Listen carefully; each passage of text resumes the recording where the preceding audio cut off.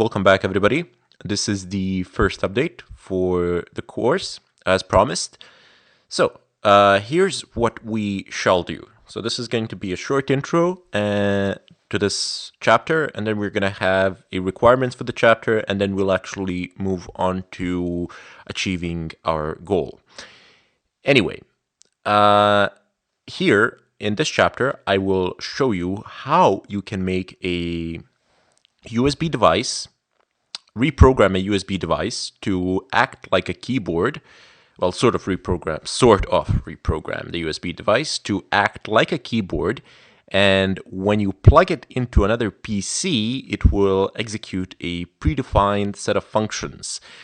What I will be doing in this demo, what I will be demonstrating here is how you can take a USB device that has been sort of reprogrammed, and then you will be able to plug it into a Windows PC from 7 Plus onwards, and it will actually download and install a keylogger onto that device, which will run at every boot of the machine, and it will also send emails to an email that has been hard-coded into the code. Anyway, the device what we're doing is basically have a device that is a keyboard and not a storage device. So you will have a USB I have acquired mine somewhere from eBay. It's basically Arduino, and this is not a storage device. This is purely a USB. This purely acts as a keyboard device, so it's not a storage device. This entire procedure can be done with a regular USB. However, the right USB is required, and it is very hard to find. It is a lot easier to just take Arduino and cheaper and reprogram it to do whatever it is that you want it to do. I will show you how to do this, of course. I do believe that I won't skip any steps. I will try to explain as many steps as possible, but if anything remains unclear, you know where to find me in the discussion section as usual. There's always somebody there to help you out. Somebody from the staff, that is.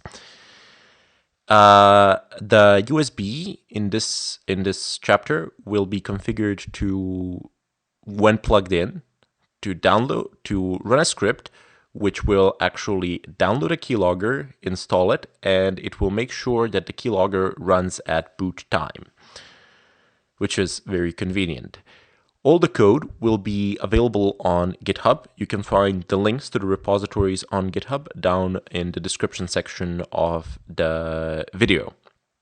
So you'll be able to download the code from there, but I would strongly advise you, if you're going through this course, not to download the code, but rather instead to type it in yourselves and to only use the code that is available on GitHub as a reference point. The code so just use it as a reference point, please.